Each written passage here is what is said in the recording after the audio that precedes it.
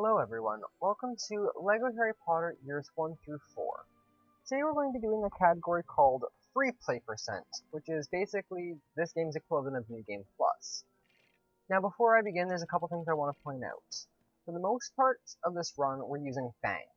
And that's to exploit this one major glitch called Fang Jumping or Spider Fang, whatever you want to call it. Basically what happens is when you are one character and switch into Fang into a wall, you basically get stuck, and when you mash your jump button, you just fly in the air. This works on both regular walls and invisible walls, which you will see throughout this run numerous times. Now, I think that's better seen than explained, so we're just going to get right into it, okay? Countdown from 3, 2, 1, go.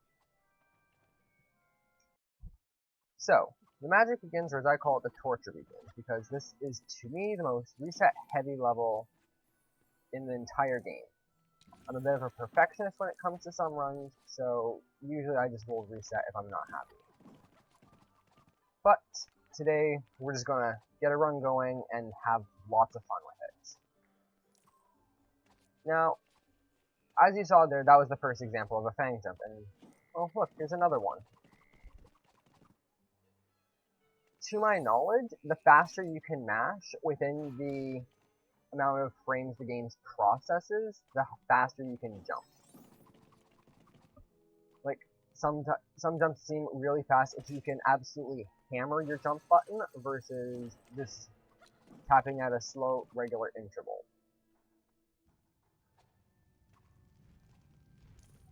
And another reason we really use Fang for a lot of the run is he's a strong character, meaning he can pull those chains. And there's quite a few of them throughout the run.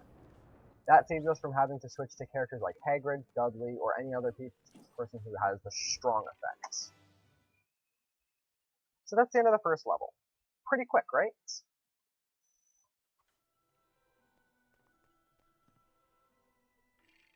This next level coming up is one of my favorite levels of all time, if you couldn't hear the satire and sarcasm dripping from my voice. This troll loves to ruin my life, basically. These jumps right here, there's a bit of a damage frames, as you saw there. But they're kind of hard to jump over sometimes. And upcoming we have what's called the troll cutscene skip. When I first started playing this game at least, I assumed it to be random. But now, see, I miss it. What we assume is that there's a bit of an invisible wall that we have to jump over. That's basically a flag for the game to play this cutscene.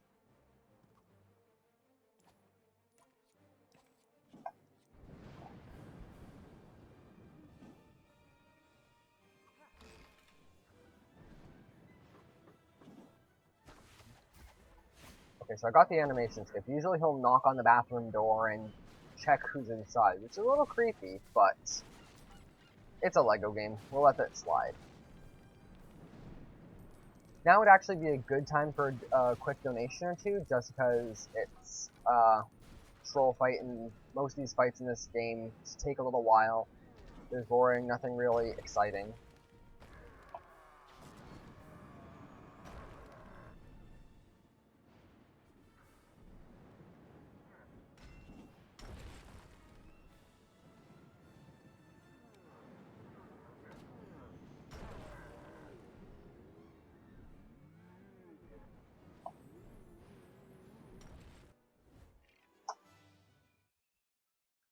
So that troll fight was pretty average, honestly, apart from me screwing up lifting the piece. Now we go on to what I believe is the fastest level in the entire game, Jinx Broom. And right from the get-go, we're going to Fang Jump and go out of bounds.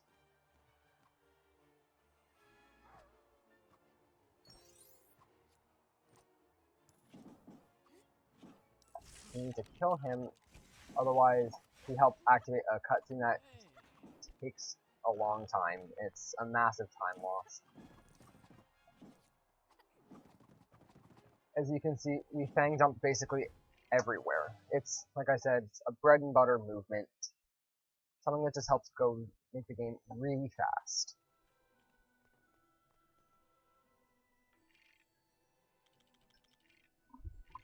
Onto restricted section. This level likes to give me a hard time, especially with some of the bookcases that we have to climb. They often will like to kick Fang back and have to restart the Fang jump.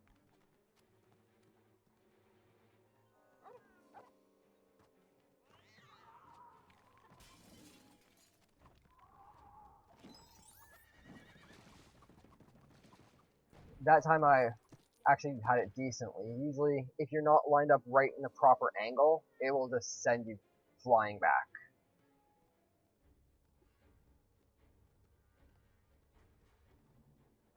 Not much more to see here, really. So if you want to do another donation or two before the next level, more Fang jumps.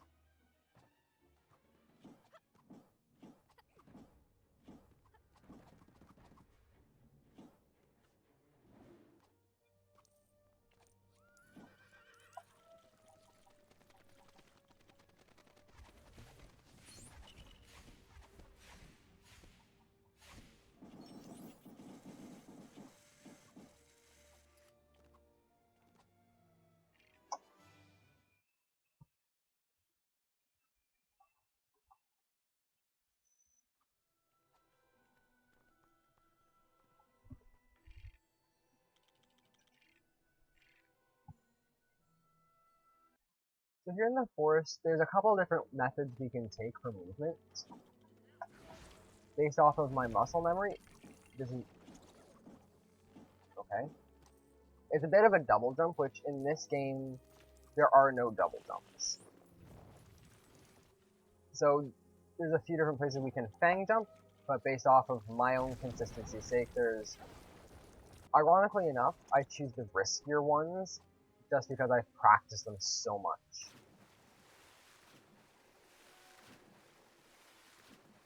Now, in this one, we're about to see one of the first examples of a hover. Now I can... So what a hover is by spamming your characters really fast, you can get an extreme amount of horizontal movement. You can extend out, basically, your Fang jump into more of a horizontal than plain vertical. And this is already the final level of the first year. There's 6 levels per year, and as I said at the very beginning, there's 4 years. Year 1 is definitely by far the fastest, and the next year, year 2, is by far the slowest.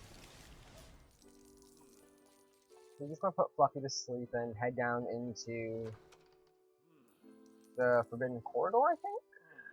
It's been a while since I've actually read the book, so I can't remember.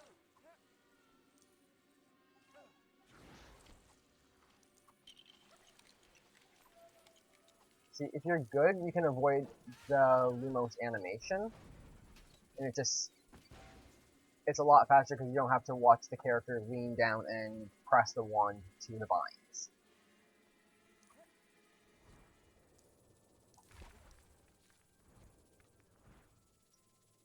We just need to essentially fight this key a little bit in order to have it drop and unlock the next door.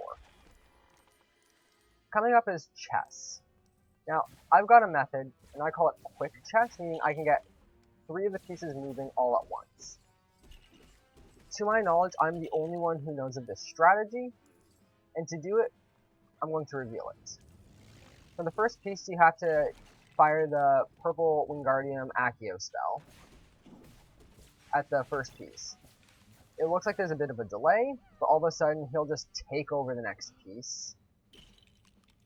In that time, you can also fire at the second and third pieces, and they'll all start moving at once.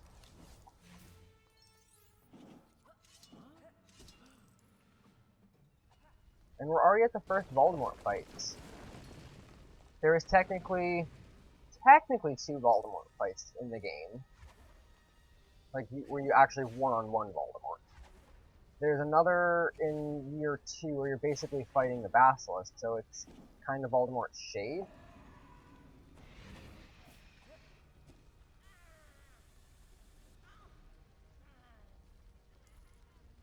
But again, with most fights in this game, great time for donations.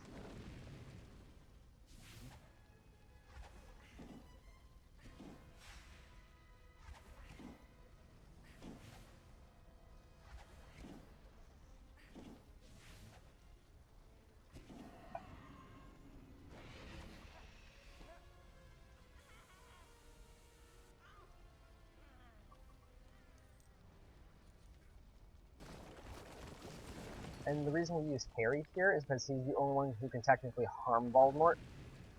I use it because of the books and the movies. I don't actually know if any other character can harm him. So rather than be adventurous and explore, we're just gonna fight him as Harry.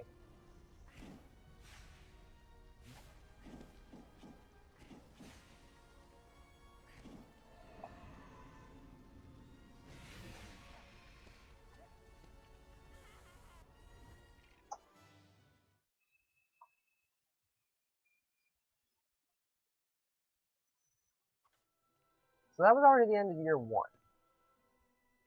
This game is very fast-paced, it's wacky, it's broken, and as a whole, it's a lot of fun.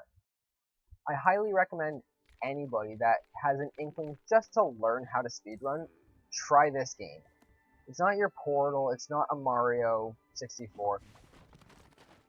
This has a different nuance to it. This feels more like you're breaking the game just because of sheer possibilities, versus just having to really optimize your movements.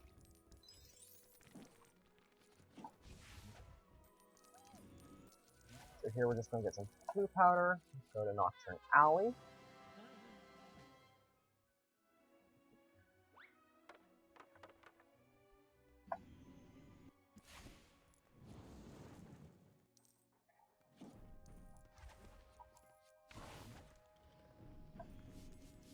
One of the most important things about this game is your spell management. Well, both spell management and character management. Knowing where you are on the character wheel, knowing what spells you have to your availability, how many movements it's going to take to either switch characters to the one you want, or the spell you need. A lot of this game is just knowing the game.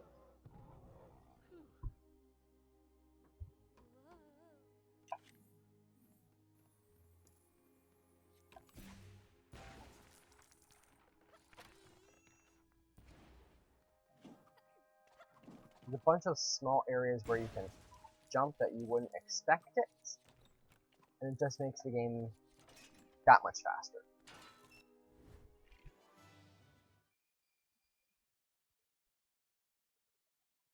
Now onto my least favorite, and I actually mean least favorite of the entire game, is Dobby's plan. There's a few different tricks here that we need to pull off rather in order. Here's another example of a hover.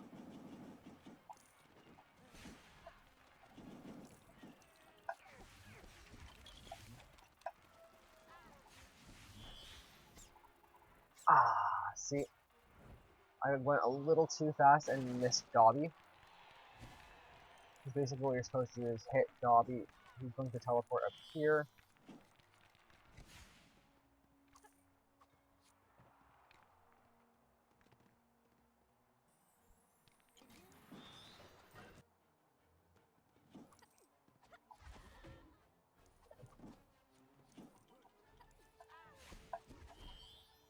And coming up very shortly is an audio crash that can be avoided, to my best knowledge, by every 2 runs resetting, like restarting the game.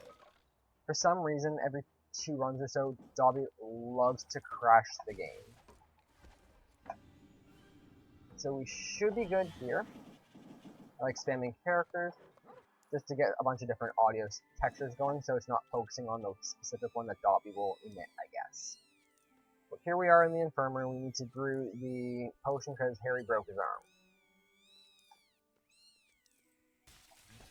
Now I'm going to be going for a skip called Skeleton Skip. Basically, it's a 20-second cutscene that you don't have to watch. So he opens the door, I put the head on the skeleton, and we skip having to watch him dance and do his thing.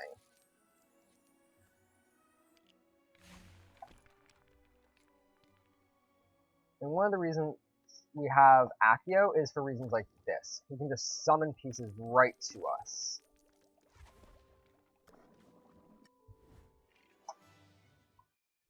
It makes things a heck of a lot faster in certain aspects, and just overall makes the game feel a lot quicker, I guess. This upcoming level, Crab and Goyle, used to take a really long time using a conventional strat.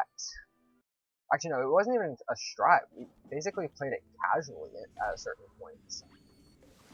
Until my buddy Thinks the Clown, who at this point in time at submission is the current world record holder. He's one of the major glitch hunters for this game, and some of the things he's found, like a strat coming up called Crab and Goyle Skip, it absolutely blows my mind.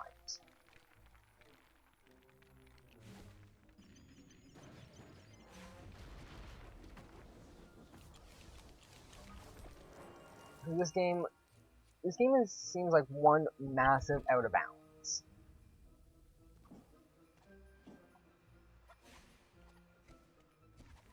The reason my estimate is so high is not only because of this trick here, but we have another level coming up that has some of the worst RNG known to mankind. RNG stands for Random Number Generation, meaning you don't know what you're going to get, really.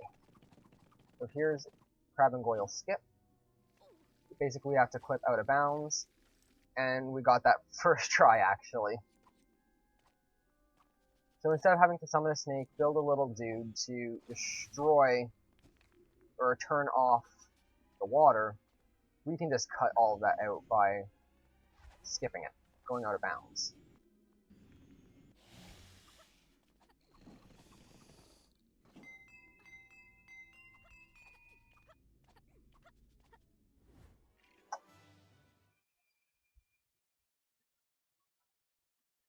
This Myrtle fight is going to be a great time for donations after I just explain something quick. There's something called Myrtle Glitch. So if you open all the bathroom doors, she can just, for some reason, close them all on you again and just waste a bunch of time.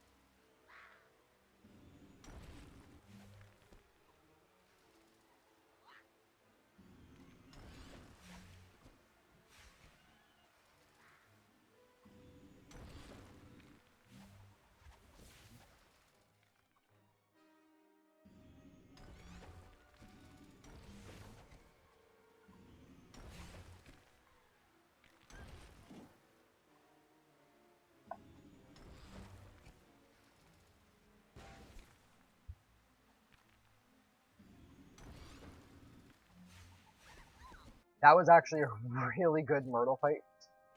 Some of those pieces, they look like sinks, and I'm not sure if we saw the big fat silver piece, but there's nothing we can do with those. We can't throw them back at her, and she's notorious for just throwing a ton of those at you throughout the run. Usually I'm expecting about a 10-second time loss, 10-15 seconds, because she just likes to play around. Another couple quick fang jumps, which is funny that once you're up, they can just jump up. Lego Harry Potter, there's a big running gag in the community. It's a well-made game. This game has such its nuances and different flavors, I guess, that can play around with you.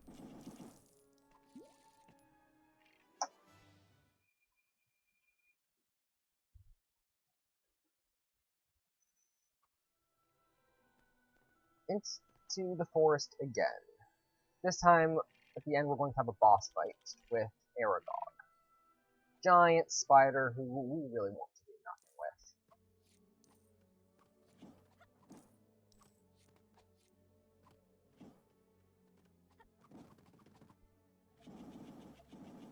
You can make that with just a jump, but I prefer to play that one just a little bit safer.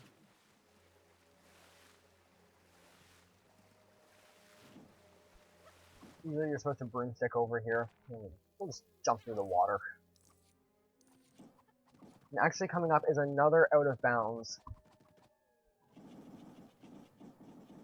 that was actually found somewhat recently. So what we do is we clip in behind the tree and okay, well that happens too sometimes. Can't have this good of a run.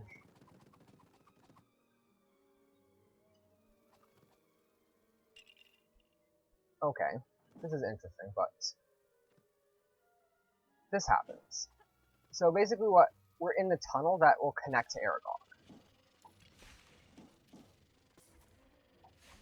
Again, another great time for donations, as are pretty much all fight sequences.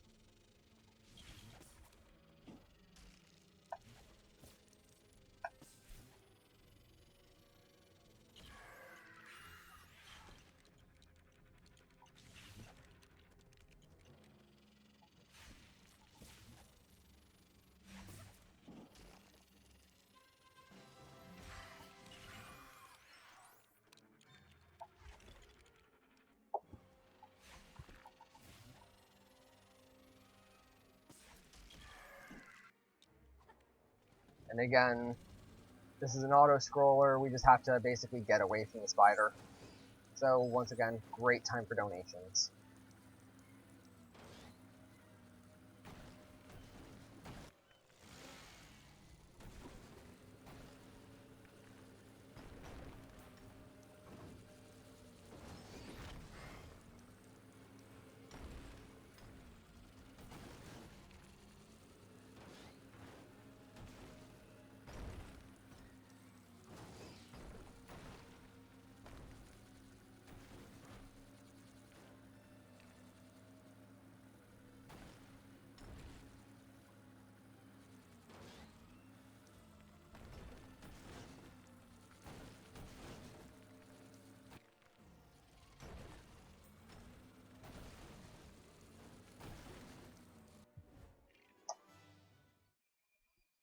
So that Aragog could have gone better, especially that out of bounds trick, but you know what?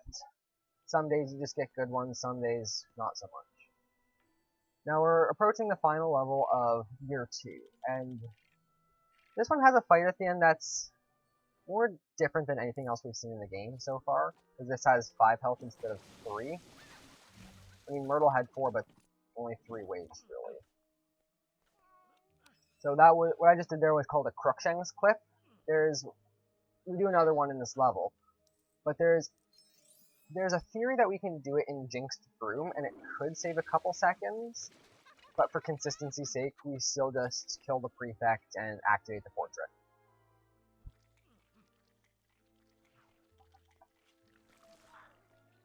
And it's levels like this where having multiple characters at the disposal, like having some characters you have just 2, some you have 3. There's one that you have 6, and you really don't need that many, but it's levels like this because we can have both Hermione. Oh, hello, Crookshanks. We can have Hermione's 2 different Hermione activate Crookshanks clip, while the third character will do the remainder of what needs to be done before we hit the load zone and reset all characters, basically.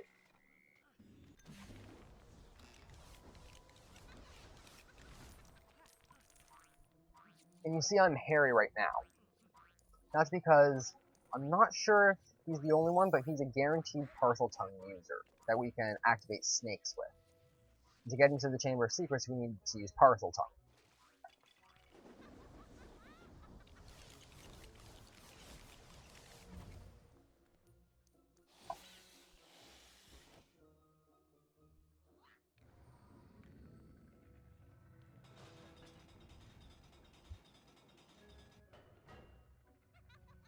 So upcoming in the first portion of the chamber, we have something called Bridge Skip.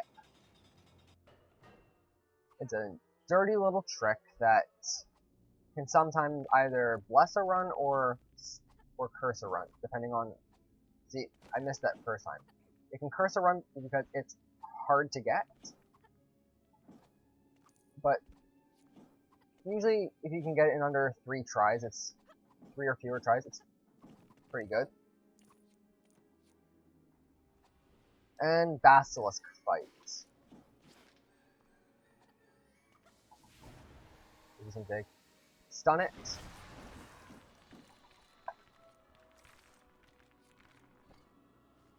So we just need to stun the Basilisk, basically. And then he'll smash his head into the rocks. Now, I think it's a he because of the plumage, but in the books it's female because it doesn't have that. There's another little partial tongue door there that you don't see activated, because if you are quick enough, you can get Harry in there without taking damage, I guess.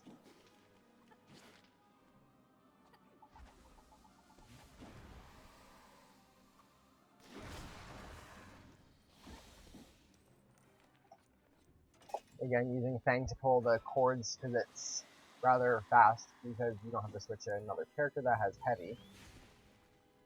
So we're just going to hit the Basilisk.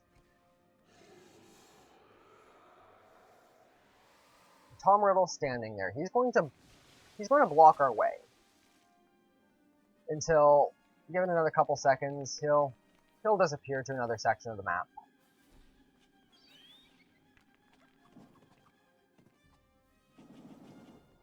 Can jump in a hover.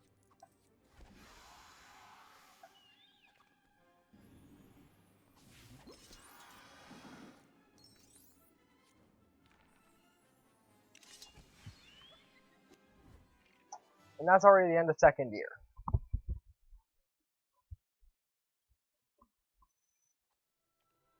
So by technicality, we're halfway through the game by this point already.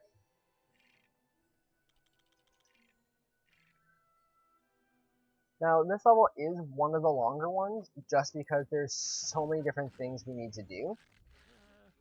We have to fight the book, we have to board the train, we have to serve the students on the train, and then we have a long train segment where we just have to kill the mentors. So in this little book fight, another great time for donations.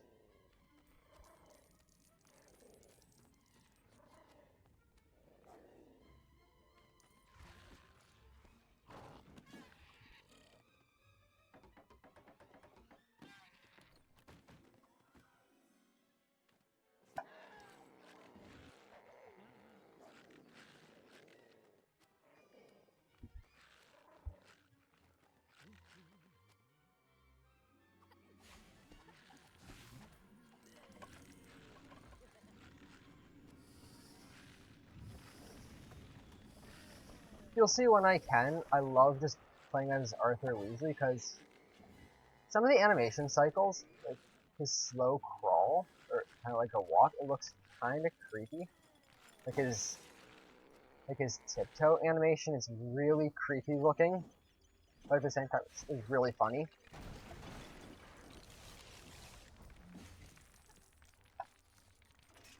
So this section actually doesn't take that long, the whole boarding of the train, but it's a section we have to complete nonetheless. We just have to give this kid a lollipop, and I think it's second child a lollipop as well, and then we unlock the third carriage, which progresses the story.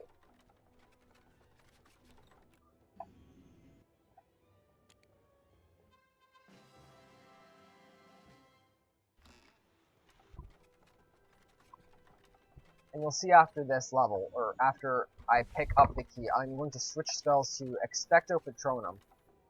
Because for some other reason, when we board the train, it doesn't actually reset the characters and spells. I can quick fire a spell down the alley, or the train, and knock out the Dementor. Dementors are a huge waste of time. They just love to destroy any kind of run. Especially, you'll see later in year 3. They just love to take away all your time. But we're going to switch to Fang here because Fang is not actually affected by Dementors. Dementors don't...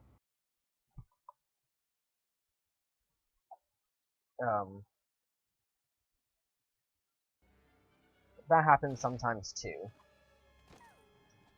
The game sometimes just likes to minimize of its own accord. It's maybe a couple seconds, 10, 15 seconds. It doesn't happen very often, but for some reason it's been happening a lot lately to me. But you know what? Like I said, this is a very well-made game. And by that, I mean there's so many different little things that will just... it'll eat away at you if you're trying to grind out for world record, or just even up on a PB grind. This game is... it can be daunting at times to run, just because there's so many small things.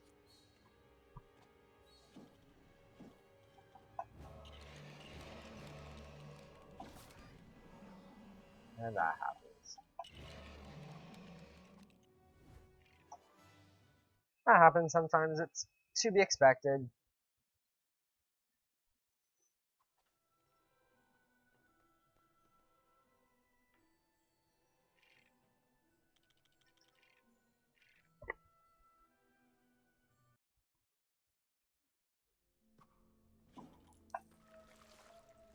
So if you jump there, you don't have to get that wand animation as I said earlier. We're going to Fang jump here and have a really long hover. I want to find where I am in my character location.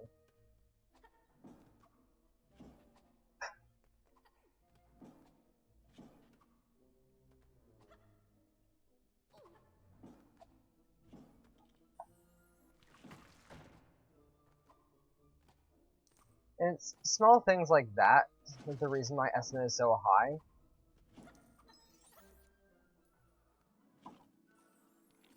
I fear for the accidental cutscene I'm going to trigger. I'm going to forget that there's something somewhere that I need to activate, and it's just going to eat my time. That's why my estimate's just a little bit higher than what an actual run from me would be. So this is a bit of a Malfoy fight. I don't want to fight him. Let's just skip over it. And there's a huge joke in my chat to see if the dragon here will actually cooperate getting onto the sled. And for the past couple months, I find he seems like he is a bit of an invisible barrier. You'll notice I switched to Malfoy right here and kill the tree. We need someone that can fly well. Hermione, for all of her purposes, she's a great academic. She is not good at flying. So it's faster just to take the time, switch to Malfoy, and just be able to get on with the game.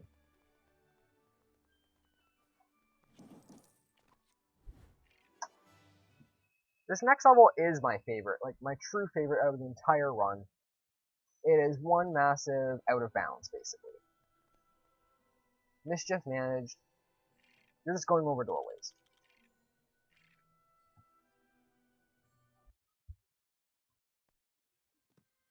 We're supposed to get keys here.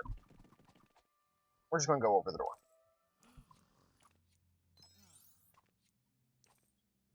In this upcoming room, we're supposed to build and manage to get another boulder onto that pedestal. We're just going to go over the door. Here we're supposed to brew an invisibility potion and sneak past Filch, get behind the bars. This time we're going to go through the roof. And here we're supposed to, I forget even, just put the piece on the platform, I think. We're just going to go around.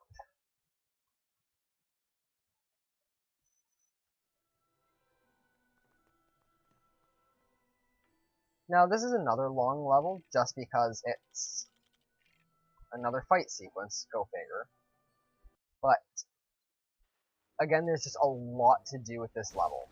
So, Swamping Willow, there's no way into Willow early, unfortunately. So the only thing we can do is fight it casually, basically. So if you want, it's another good time for a quick bit of donations.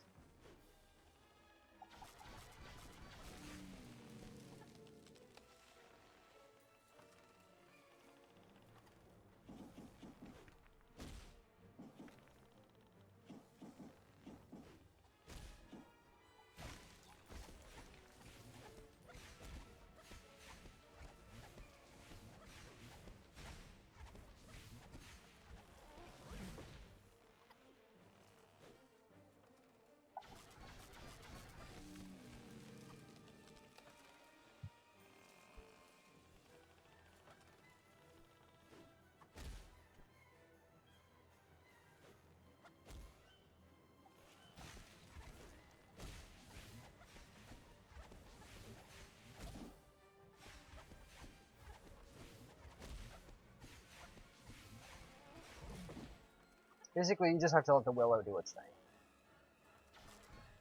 Now what I'm going to try to get here is the quick drop there. Because otherwise, you have to wait for the animation to end. It's not a fun wait.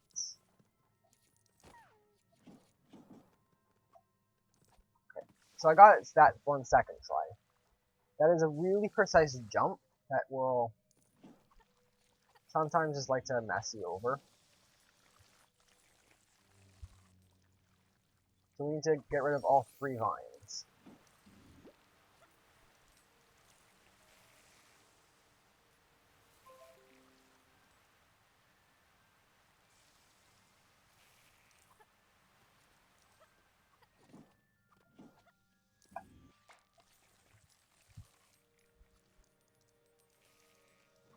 And upcoming is the Pettigrew fight. We need to unveil who Peter Pettigrew really is. It's Ron's rat. So it's just another... In this one we have to hit 6 different objects, I do believe. 6 objects. And basically, we're going to end up building one giant mouse trap. Cheese included. Basically, we're going to, I guess, smoke out the rats.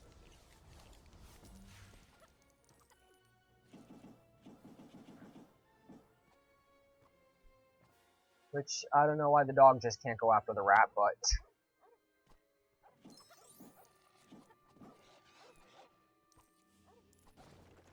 We're going to do another fang jump that's kind of out of bounds, but...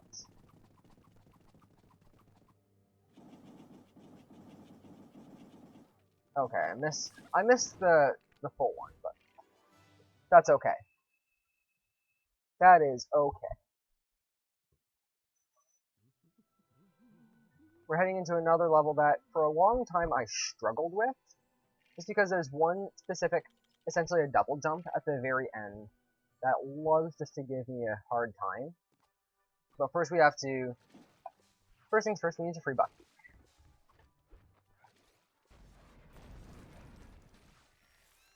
So, we need to get the Mandrake out of the pot, because otherwise that hand, I think, is just going to go back to where the pot was.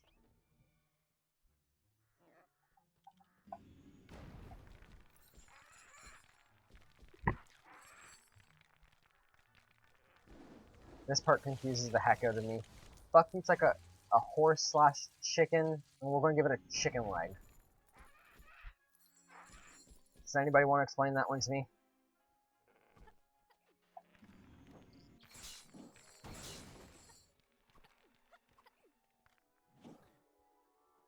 And here we're going to do another out of bounds fang jump. Go figure. 99% of them are out of bounds.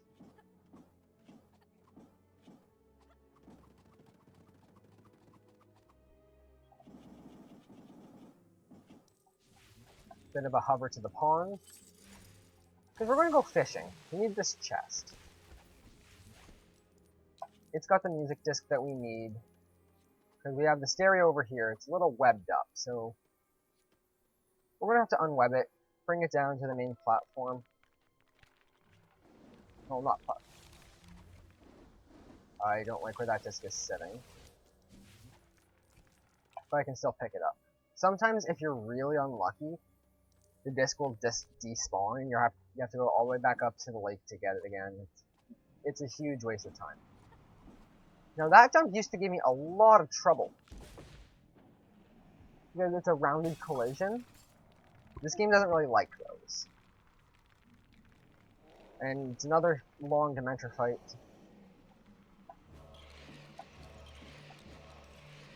But we can make quick work of it by switching characters.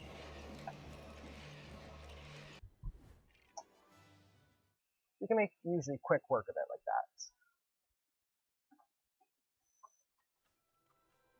And this next, come on. This level of Dark Tower, in my opinion, you have to be warm for it. It's one of the most collateral levels that has all the tricks you know scattered throughout the level.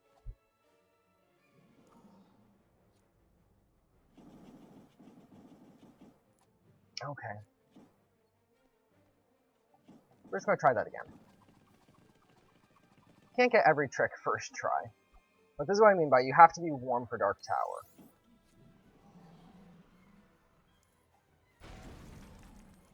And it's on par with conventional strats, my little method with that.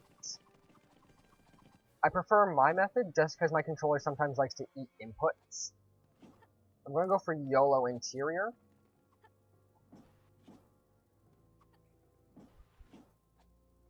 Basically, it's the same as bridge skip, basically. If I fail it too much, I'm just going to send the piece over. Yeah, I'm just going to send the piece over. Normally you can't, there is ways you can get around doing that. Again, having to be warm for Dark Tower, this is the reason why. The interior will absolutely crush you if you're not ready for it. See, the Dementors will swarm to Fang, but they're not going to actually do anything. And coming up, we're going to have another Dementor fight, but it's like the one big boss Dementor, so fire away the donation cannon.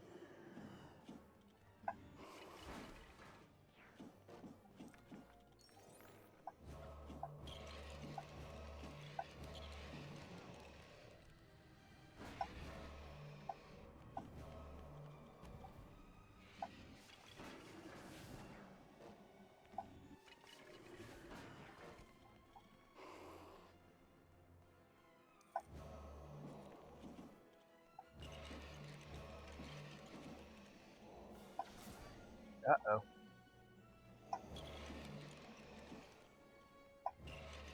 This is what I mean by spell management. Like, all of a sudden, you could have a decent run going, but all of a sudden, you're going to just lose track of where you are with your spells.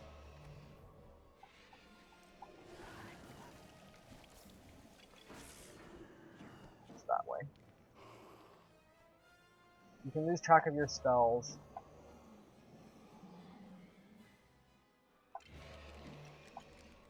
Uh-oh.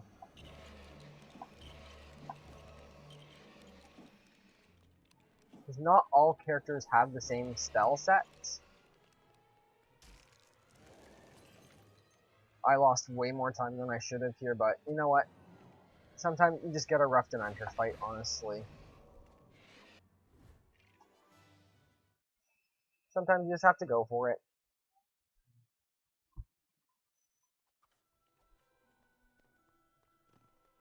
Get on the platform. So we're already entering year 4. We're already at the 3/4 mark. Quidditch World Cup, this is going to be that level at one point. We're going to have 6 characters.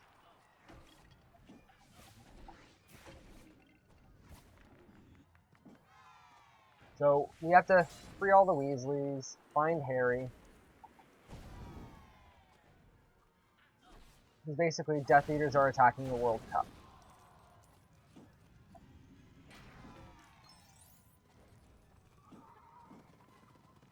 Oh look, Team USA.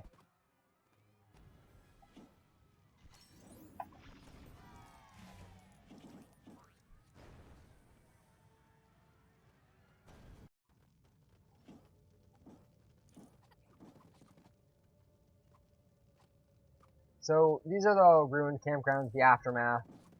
We still can't find Harry. Maybe we should check over here. And we have another fight sequence. And the best thing for fight sequence is, well, just a bunch of Arthur Weasleys. There's really no merit to picking Arthur Weasley. He's just a fun character to mess around as.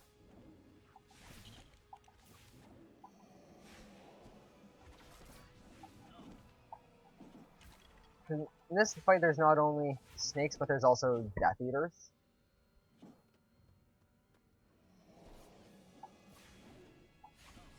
There's no drawbacks to picking Arthur Weasley. My buddy behind me, SGDQ8192, finds him absolutely hilarious, especially with his cycles and animations.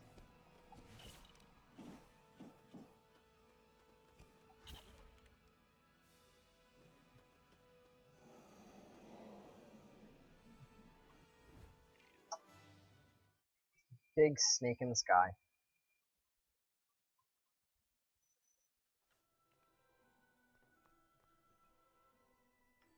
Now, this level I actually can soft block in, so I'm going to be playing it really careful.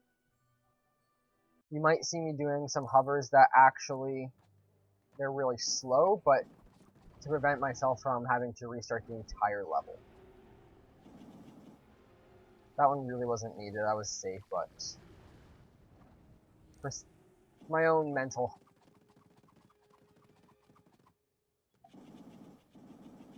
You can do that hover. That saves having to go all the way around at the top.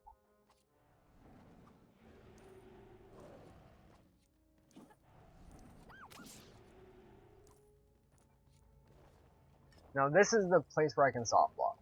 If I'm not careful, there is a tree that I can accidentally clip into, and there's nothing I can do. I can't switch my character because I'm too far away.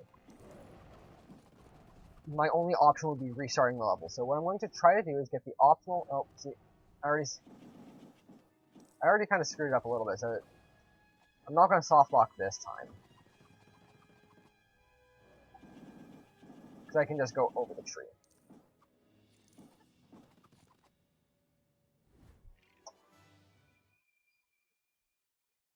I can just do that. We're all good to go.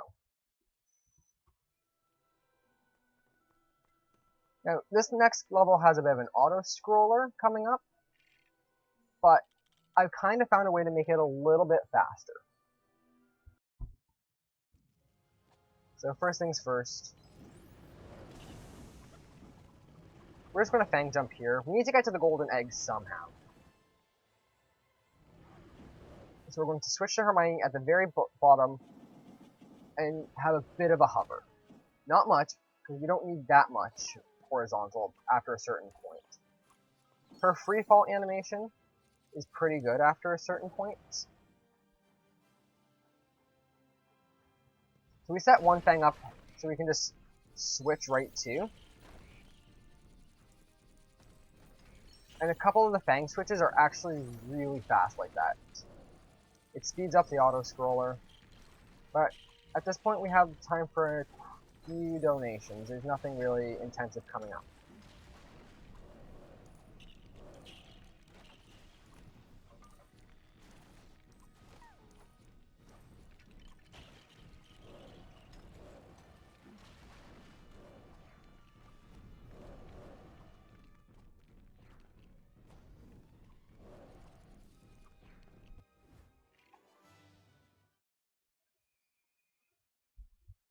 on a whole, this run has been pretty good. There's been nothing extremely catastrophic. By far the worst things that have happened so far was just Dark Tower, really, but that's Dark Tower being Dark Tower.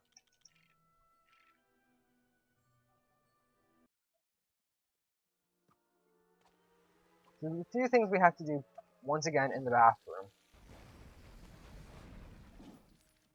We need to get all 4 of the seashell knobs activated.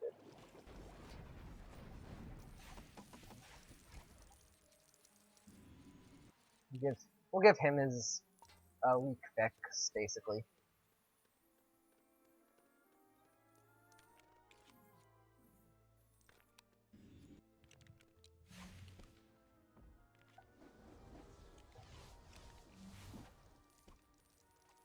To get the 2 end pieces, this is why we pick Fang, just because of the quick movements.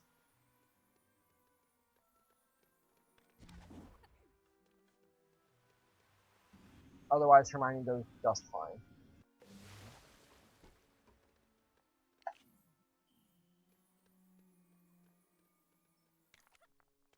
So we're just going to stand right here, because when the platforms open up, we're just going to fall right down.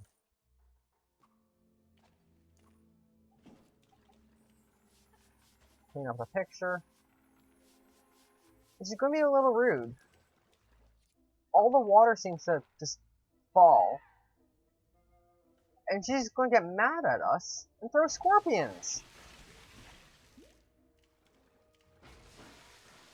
And then she throws train pieces,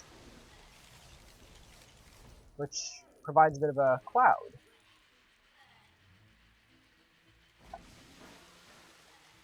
And yeah, she threw more scorpions. That happens. But she's happy now that she has water again, so she'll throw us the piece to complete the level.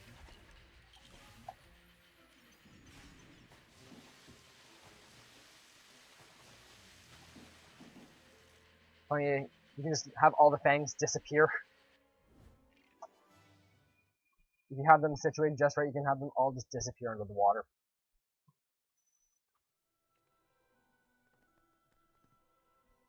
This level used to be an absolute nightmare before things came along. You had to play this casually. It was horrible. It was like almost 5 minutes of just water torture.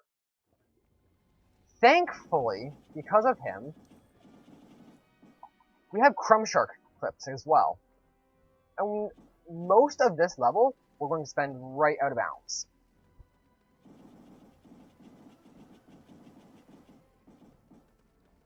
We have Fang just because if you switch characters really fast down, we call that rocket swimming. And then Fang, by jumping really fast in water, or just by jumping in water, he accelerates upwards at an extreme speed.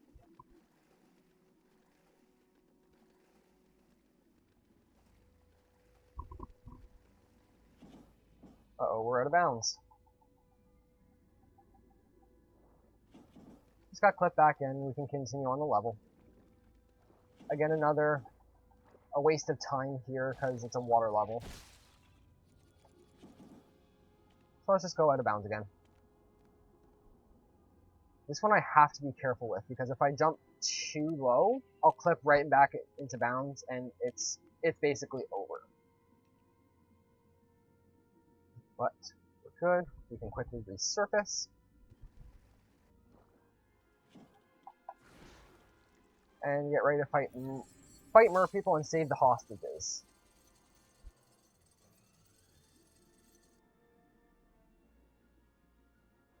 I'm going to switch to the other Hermione.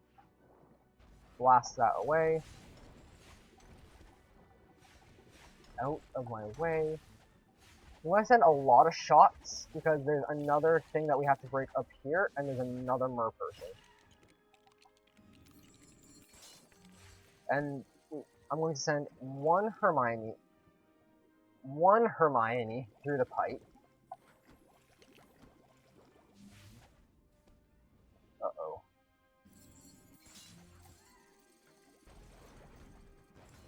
You usually only want one through the pipe, because then you can... because the other one will be safe from the more people that decide to spawn and float around. Just take all your time. And we're actually approaching the final level.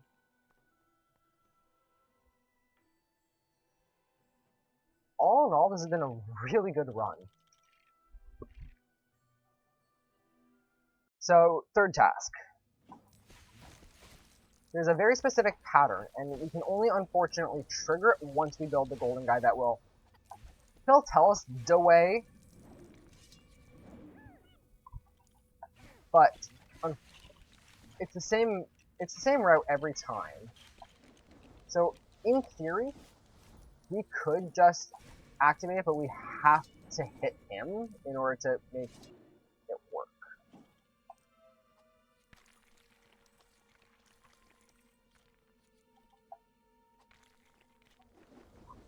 Now that second Hermione is actually in a really good spot, because I'll be able to switch once I'm through the first two.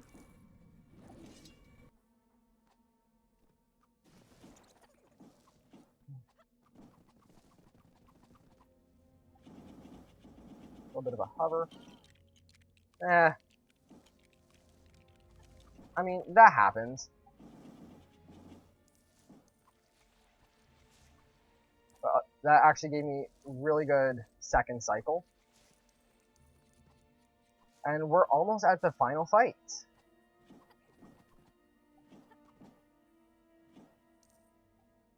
We just need to touch the Tri-Wizard Cup, which is behind the Sphinx, which we're just going to jump over. Because if that's one thing you can take from this game, we're not going to do anything intended. We're just going to jump over. So here comes the final Voldemort fight. Funny enough, Hermione will actually help fight the Death Eaters. Time's coming up very quickly.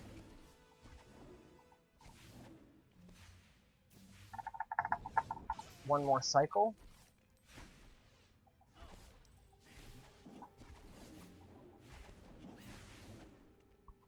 Three, two, one, time. Overall, that was a really done run for a no reset, and I'm glad I could showcase this to you guys. Thank you so much for taking this submission. Hopefully this will make it into the big screen, and I look forward to hearing from you guys soon enough. Have a great day. Continue Legoing.